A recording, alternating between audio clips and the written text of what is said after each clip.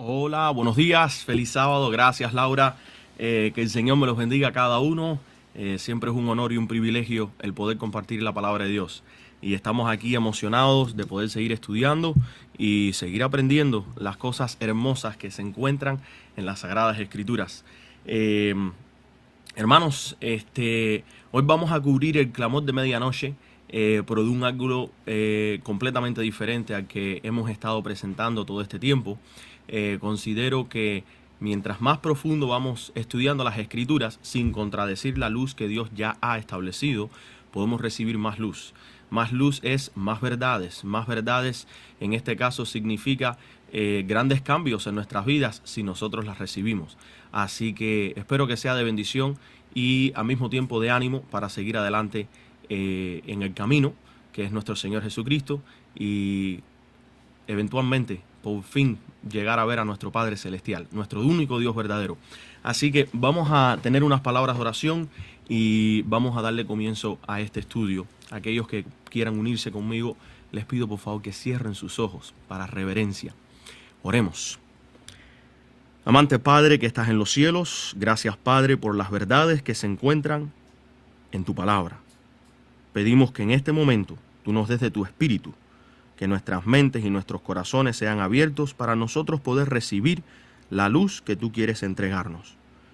Y te pedimos estas cosas no porque hay méritos en nosotros, sino por los méritos de tu Hijo amado Cristo Jesús. Amén y amén. Bueno,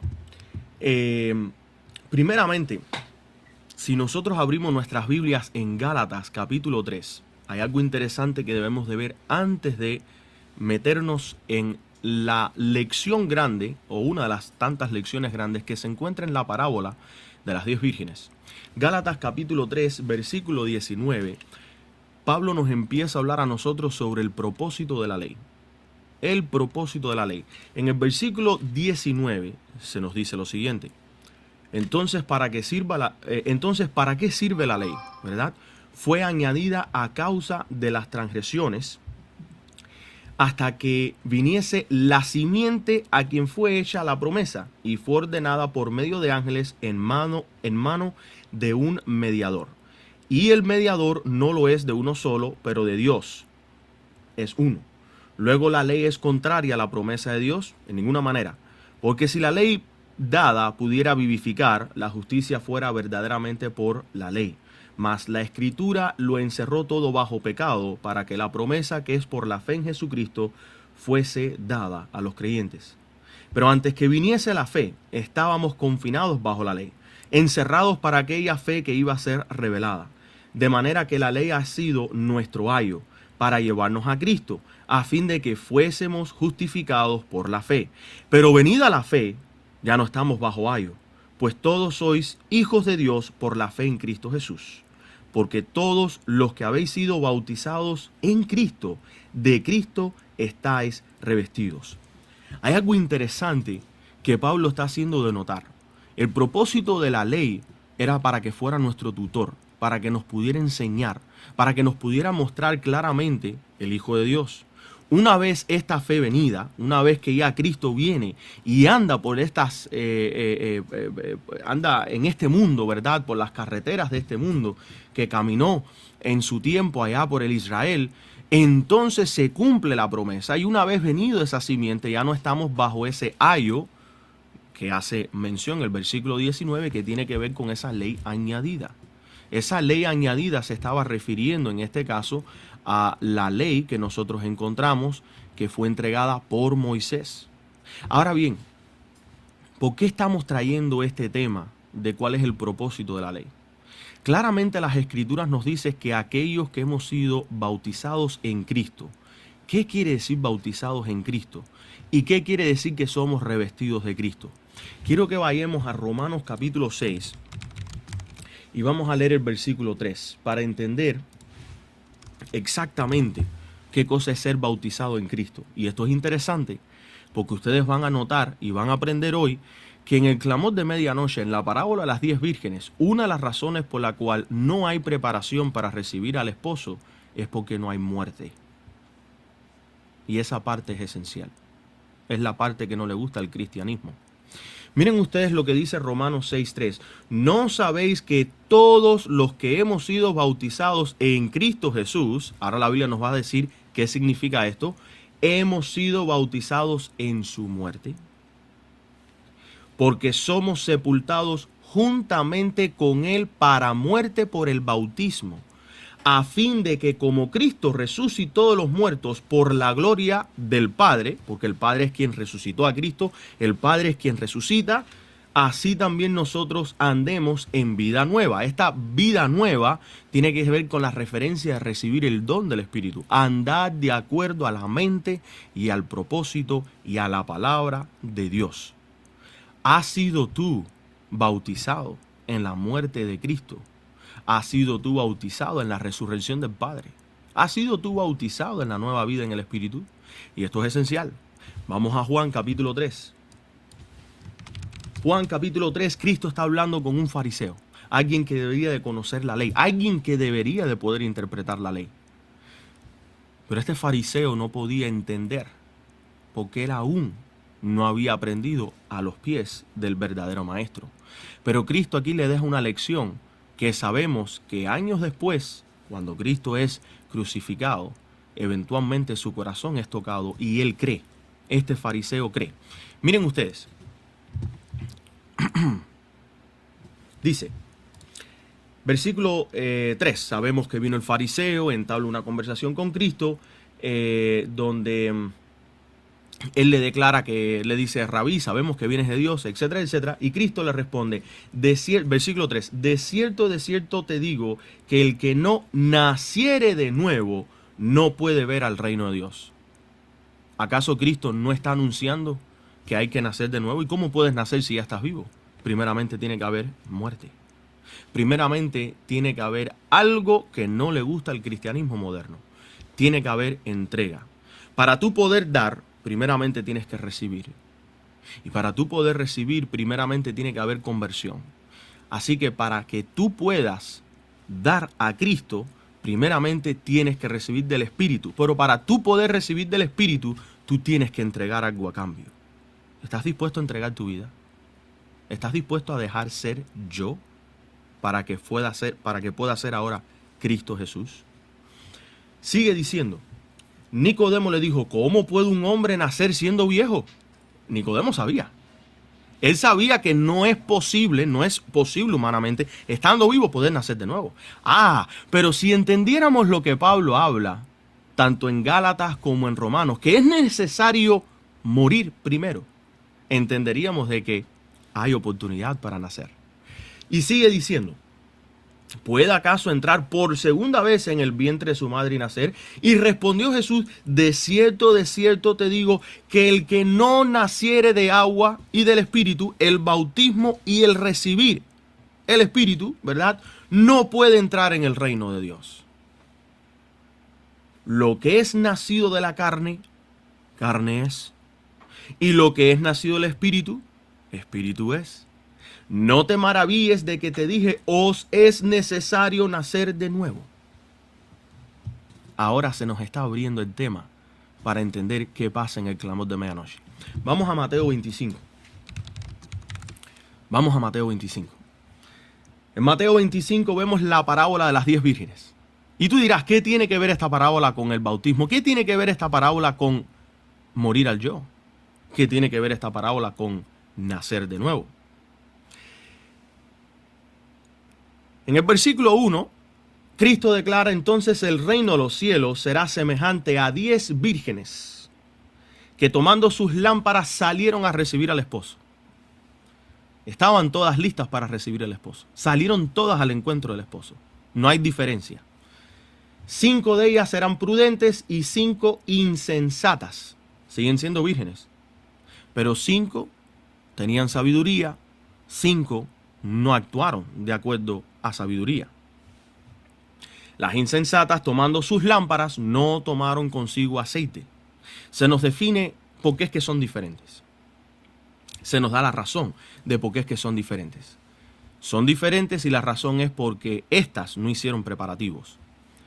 Mas las prudentes tomaron aceite en sus vasijas, juntamente con sus lámparas. Las prudentes tenían dos cosas, tenían vasijas con aceites y tenían sus lámparas. Y la lámpara normalmente tiene un pequeño espacio donde hay aceite. Y esto es un punto importante.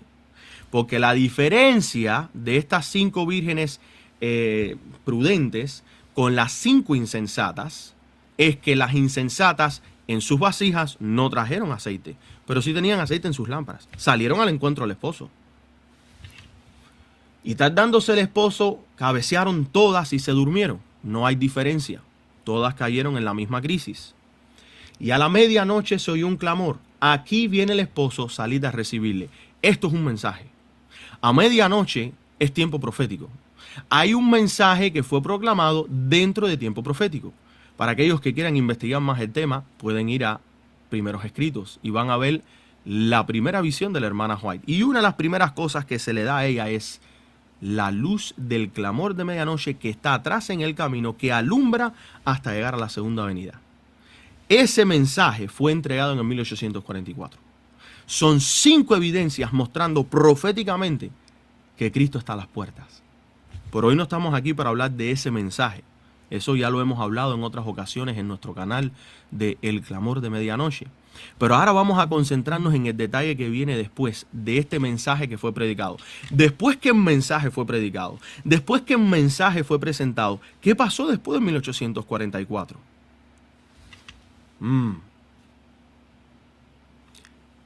Versículo 7.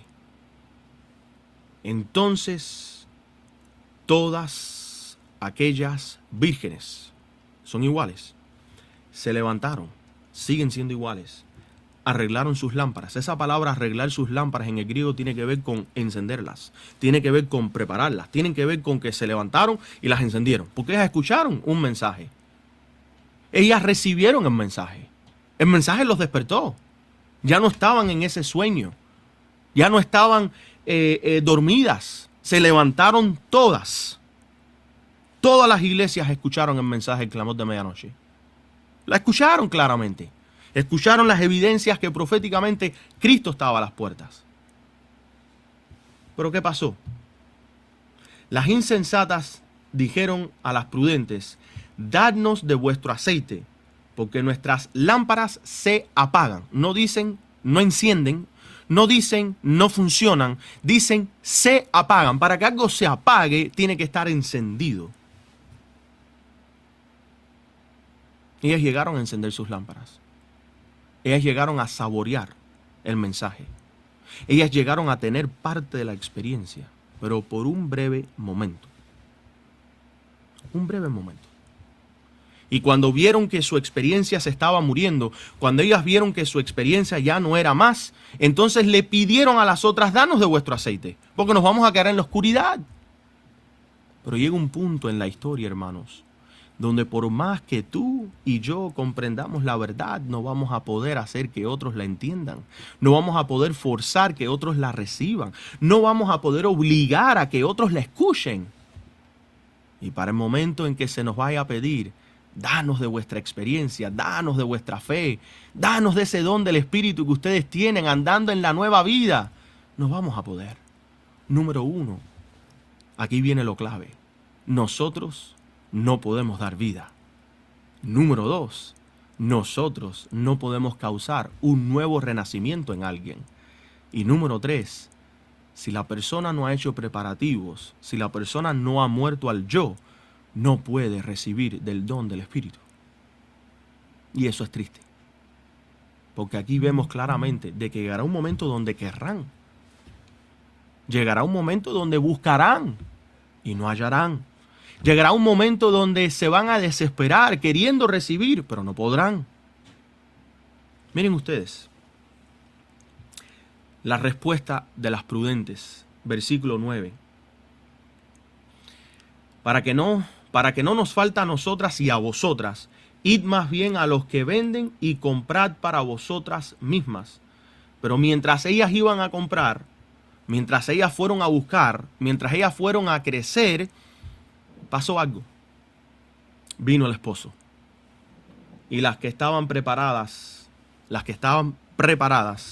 entraron con él a las bodas y se cerró la puerta.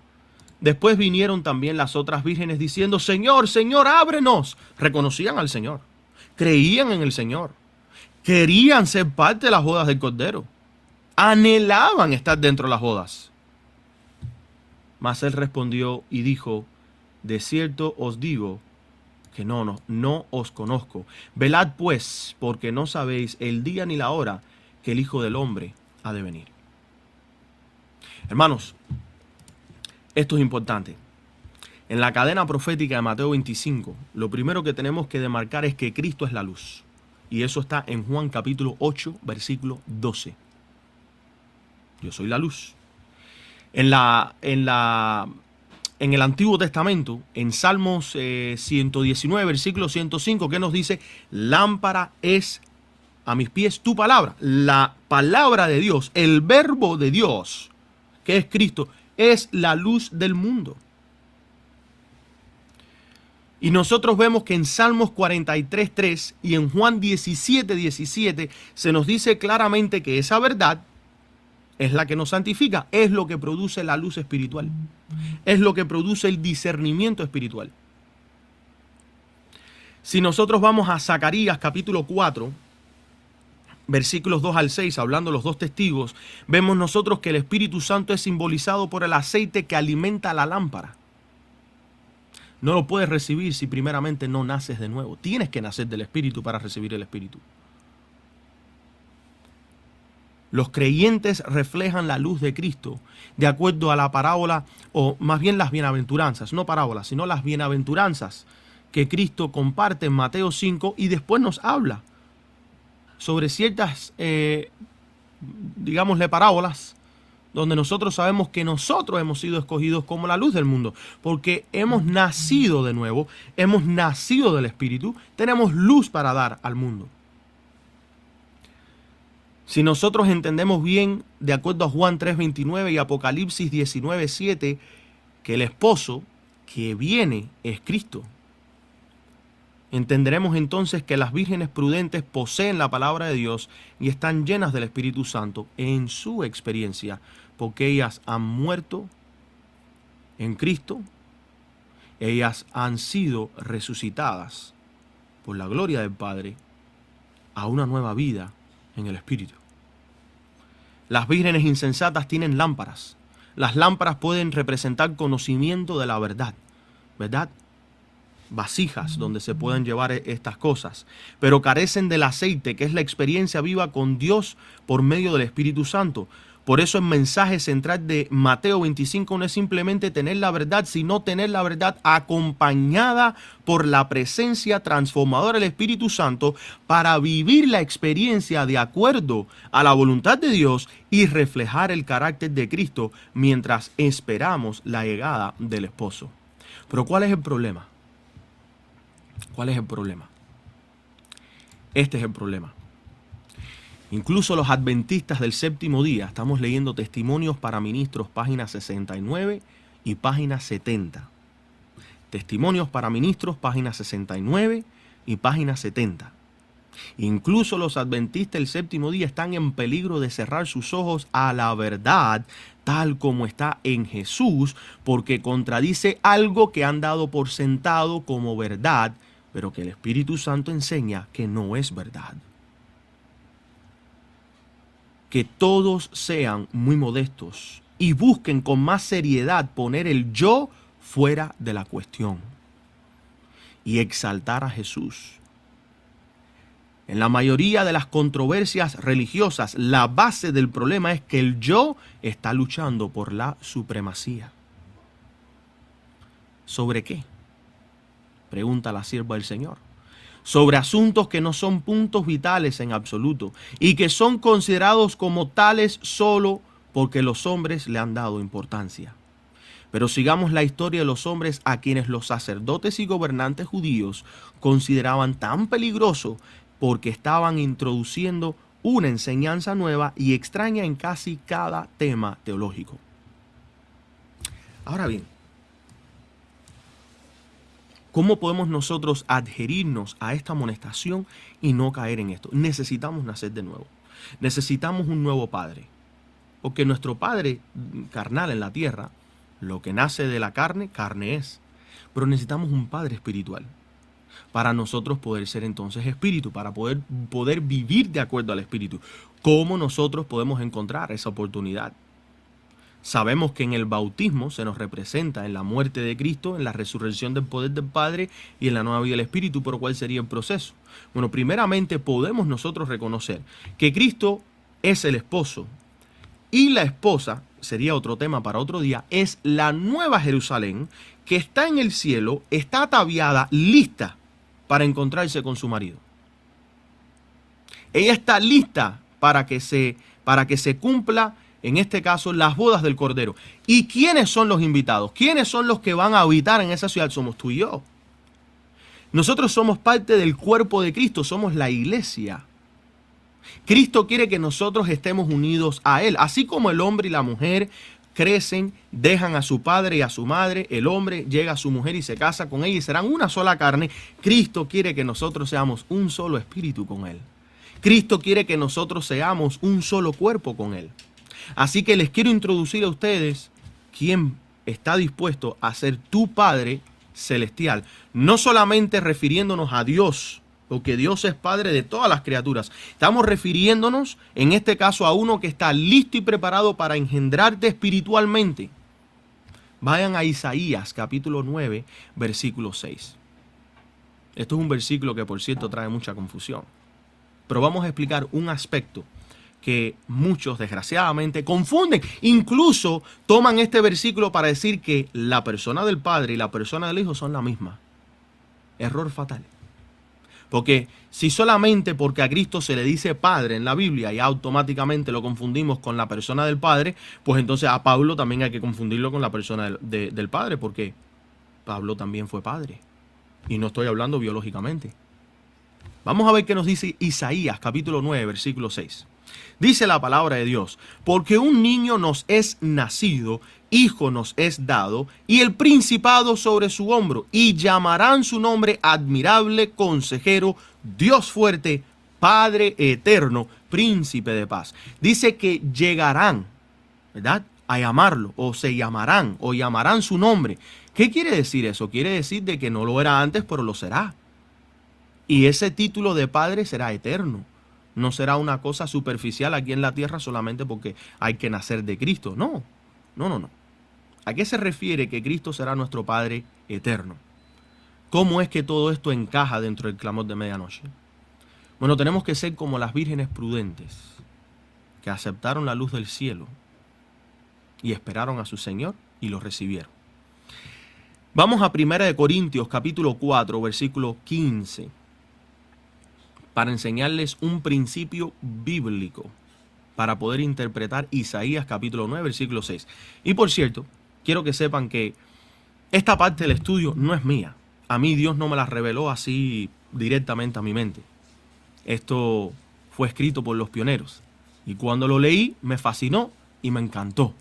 Porque es tan profundo, cosas que uno no muchas veces ni le presta atención. Y al tú leerlo y estudiarlo, wow, o sea, la experiencia te cambia completamente. Y aquí estoy compartiendo con ustedes lo que fue de bendición para mí. Dice 1 Corintios capítulo 4, versículo 15, el apóstol Pablo declara: porque aunque tengáis 10,000 instructores en Cristo, no tenéis muchos padres, porque en Cristo Jesús os engendré por el Evangelio. ¿Cuántos maestros pueden existir dentro de la iglesia? 10,000.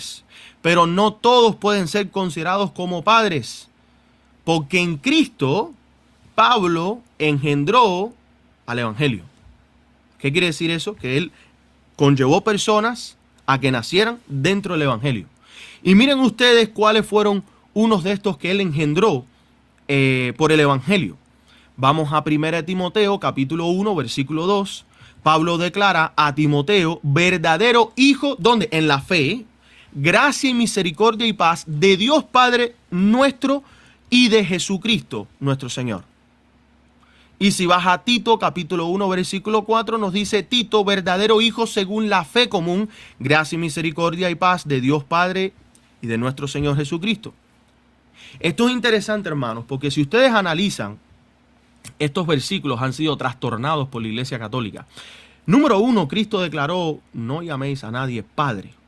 porque Padre, solo uno que está en el cielo, ¿verdad? Pero esto es interesante. Aquí Pablo está hablando sobre ser padre en la fe. Y esta palabra padre es equivalente a instructor. Padre eterno, instructor eterno. ¿Qué hace un padre cuando nace su hijo? Lo instruye. El padre le enseña a su hijo. Proverbios 6 lo declara claramente. Si el padre instruye a su hijo en el camino, aun cuando el hijo sea viejo, no se apartará del camino. El trabajo de un padre es instruir. Así que cuando la Biblia nos habla en Isaías capítulo 9, versículo 6, que Cristo va a ser nuestro Padre, es porque Cristo nos va a engendrar espiritualmente. ¿Qué quiere decir esto? Nos va a instruir. Y ahora entendemos Gálatas 3:19. La ley añadida era para conllevarnos al verdadero tutor. Ese verdadero tutor era la simiente que iba a venir de Abraham, la semilla que todos estábamos esperando. Era Cristo Jesús. Cristo es quien debe ser nuestro tutor. Cristo es quien nos quiere engendrar espiritualmente. Cristo es quien quiere producir el nuevo nacimiento del agua, bautismo, y del Espíritu, recibiendo su don. Pero primeramente tiene que haber muerte. Si no hay muerte, no hay sabiduría. Al no haber sabiduría, no se hace preparación. Y al no haber preparación, eres rechazado para las bodas del Cordero. Tenemos que dejar que Cristo sea nuestro tutor, nuestro instructor, nuestro Padre Celestial. No estamos reemplazando a Dios el Padre. Estamos hablando de ser engendrados espiritualmente. Estamos hablando de dejarnos ser guiados por el Espíritu de Cristo. Porque si queremos llegar a nuestro Dios, a nuestro Dios que está en los cielos, a nuestro Padre Celestial que está en los cielos, solamente podemos nosotros ir y llegar a través de Cristo. Juan 14. ¿Qué declaró Cristo en Juan 14? Nadie viene al Padre, sino a través de ¿quién? De mí. Cierro con esta cita. El filósofo se aparta de la luz de la salvación, porque pone en vergüenza sus orgullosas teorías. El mundano se niega a recibirla porque lo separaría de sus ídolos terrenales y lo llevaría a una vida más santa, para la cual no tiene inclinación. Pablo vio que el carácter de Cristo debía ser comprendido antes de que los hombres pudieran amarlo y contemplar la cruz con el ojo de la fe. Aquí debe comenzar ese estudio, que será la ciencia y la canción de los redimidos a través de toda la eternidad. A la luz de la cruz solamente puede estimarse el verdadero valor del alma humana. Querida familia de Iglesias Redimidos, en esta mañana te exhorto y te animo a que mires a la cruz. No quiero que hoy estés mirando a aquel que murió por ti. Quiero que hoy veas que tú estás juntamente crucificado con él. No hagas tanto énfasis en que Cristo murió por mí. Quiero que hagas énfasis hoy. Quiero yo morir al yo. Juntamente con Cristo, quiero yo estar en esa cruz, ahí crucificado junto a él. Quiero morir al yo. Y así como el Padre resucitó a su Hijo, quiero yo morir en esa esperanza bendita de ser resucitado por nuestro Padre Celestial para recibir el don del Espíritu, para poder ser engendrado espiritualmente por nuestro Padre Eterno, por nuestro instructor, nuestro verdadero tutor, que es Cristo Jesús, y poder vivir la vida de acuerdo a su voluntad y hacer las preparaciones necesarias para poder ser parte de las bodas del Cordero, de su boda, con su santa y preciosa, preparada Nueva Jerusalén. Que Dios te bendiga, que Dios te cuide, que Dios te guarde. Sigamos adelante en el camino que el Señor nos ha entregado. Preparémonos, porque hemos escuchado claramente el mensaje que se ha proclamado bajo el periodo profético de la medianoche, el clamor de medianoche. Y que podamos nosotros estar listos y preparados, no solamente para predicarle al mundo de que la segunda venida es inminente, sino predicarle a este mundo de que está en tanta necesidad de morir al yo y nacer y ser una nueva criatura en Cristo Jesús, tal como Él se lo declaró a Nicodemo. Es necesario nacer de nuevo. Pero para que puedas nacer de nuevo, hay que morir al yo. Que Dios te cuide. Vamos a cerrar con unas palabras de oración. Amante Padre que estás en los cielos, santificado sea tu nombre. Gracias, Padre, por tus bendiciones. Gracias, Padre, por tu palabra. Y gracias, Padre, por las revelaciones que tú nos das. Padre, estamos parados en un punto muy importante en nuestras vidas. Como adventistas del séptimo día podemos estar filosofiando. Como adventistas del séptimo día podemos estar en negación de tu palabra, solamente porque no va de acuerdo a lo que nosotros tenemos en nuestras mentes. Estamos tan agradecidos porque tu Hijo Cristo Jesús ha hablado a las iglesias mediante sus testimonios. Y nosotros al leer los testimonios de Cristo podemos ver claramente la luz que tú quieres que tu pueblo reciba. Ayúdanos a estar preparados para las bodas del Cordero. Ayúdanos al mirar a la cruz y poder vernos a nosotros juntamente crucificados al lado de Cristo para morir a nuestro yo. Y Padre, al nosotros entregar lo que tenemos y morir al yo, lo hacemos con la plena confianza en la bendita esperanza de que tú tienes el poder de poder hacer una nueva criatura en nosotros, de poder levantarnos de entre los muertos, no solamente espiritualmente, sino también físicamente. Y podemos nosotros vivir, Padre, de acuerdo a tu voluntad, de acuerdo a tu Santo Espíritu, a quien tú envías que more en nuestros corazones. Perdona nuestras faltas, perdona nuestros pecados, y que podamos nosotros dar ejemplo de lo que es tener a Cristo en el corazón. Te damos gracias por todas estas cosas, porque tú nos tratas mejor de lo que nosotros merecemos. Tú nos bendices más de lo que nosotros incluso debiéramos de recibir. Y tú siempre tienes un cuidado tan tierno hacia cada uno de nosotros, porque tú verdaderamente nos amas como nuestro Padre. Y honestamente, nos amas más que nuestros padres carnales, porque tú nos formaste en el vientre de nuestras madres. Y tú has dado para cada uno de nosotros un propósito en esta vida.